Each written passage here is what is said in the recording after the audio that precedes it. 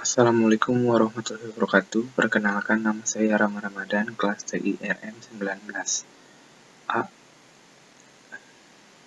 Di sini saya akan mempresentasikan tentang problem situasi.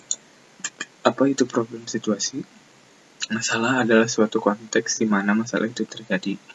Masalah merupakan peluang untuk perbaikan, di mana suatu masalah merupakan sesuatu yang harus dipecahkan atau diselesaikan.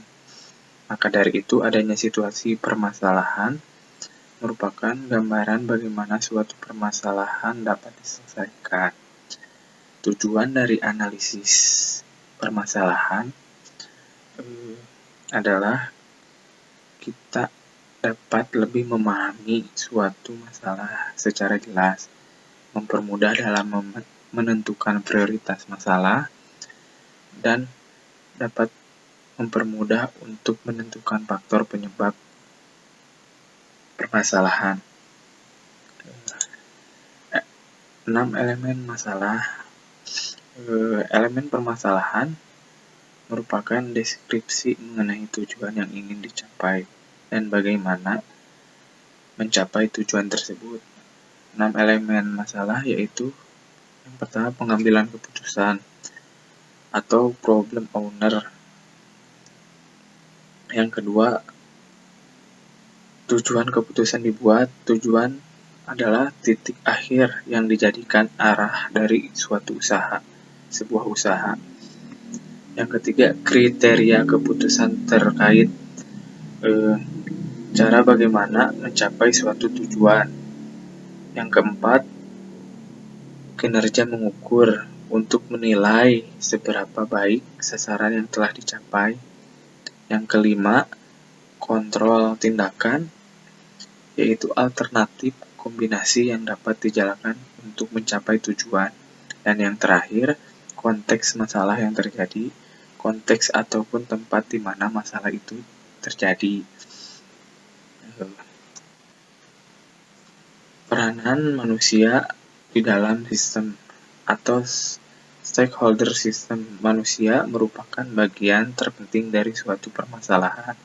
Maka dari itu, stakeholder merupakan gambaran bagaimana peranan manusia dalam situasi tersebut.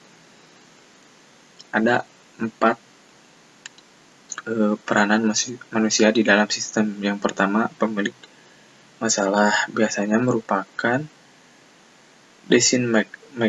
decision maker dalam suatu elemen permasalahan. Selain itu, orang yang mempunyai kepentingan untuk mengatur beberapa aspek yang terjadi menjadi elemen permasalahan.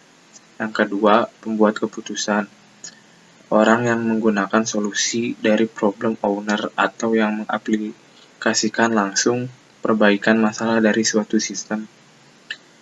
Yang ketiga, masalah customer.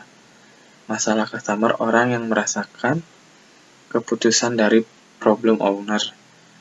Dan yang terakhir, analisis pemecahan masalah, yaitu orang yang tidak merasakan masalah atau keputusan tetapi berfungsi untuk memberikan analisis dan membantu memecahkan masalah di dalam sistem tersebut.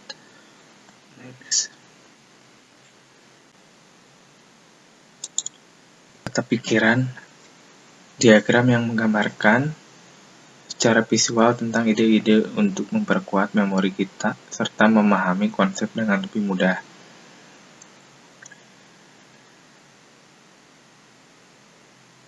Di mana dalam mind map yang terjadi pusat pikiran atau center adalah tujuan yang ingin dicapai atau permasalahan utama, di mana cabang-cabangnya yang seperti digambar merupakan cara untuk menyelesaikan suatu permasalahan tersebut. Diagram gambar kaya atau rich picture diagram merupakan gambar seluruh aspek yang berkaitan dengan sistem DNA permasalahan dengan menggunakan gambar kartun. Penggambaran situasi tersebut mencakup bagaimana mencapai suatu tujuan yang ingin dicapai dengan berbagai cara, tetapi cara tersebut memiliki kelebihan dan kekurangan di dalam suatu sistem tersebut.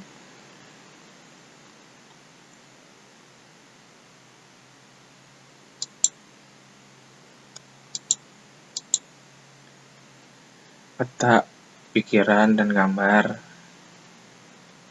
gaya. Yang pertama, elemen struktur, elemen proses, hubungan antar struktur. Penggunaan peta pikiran yaitu yang pertama brainstorming, yang kedua manajemen tugas, yang ketiga pencatatan, yang keempat perencanaan acara, yang kelima strategi bisnis. Kemudian pemetaan kognitif merupakan gambaran atau definisi sistem berbentuk jaringan pernyataan konsep yang akan diaplikasikan. Tujuannya itu prevensi aksi reaksi yang dimana setiap konsep dalam permasalahan terhubung oleh panah yang mengidentifikasikan arah hubungan. Untuk cognitive mapping, ini menggambarkan secara subjektivitas dan persepsi setiap individu yang membuatnya.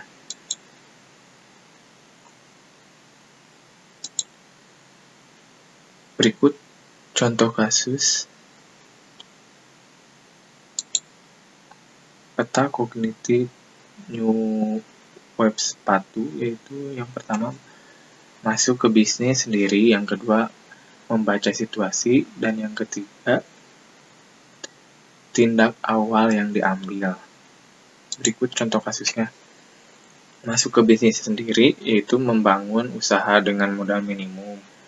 Yang kedua, membaca situasi seperti adanya wabah Covid membuat kita diharuskan meminimalisir SDM dan mengakibatkan mundurnya jadwal target produksi.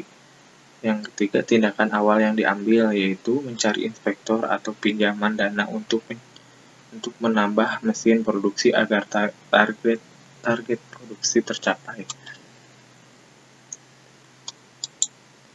Heliknya, situasi konteks di mana permasalahan tertanam. Yang kedua, mengidentifikasi masalah berarti mendefinisikan pengambilan keputusan.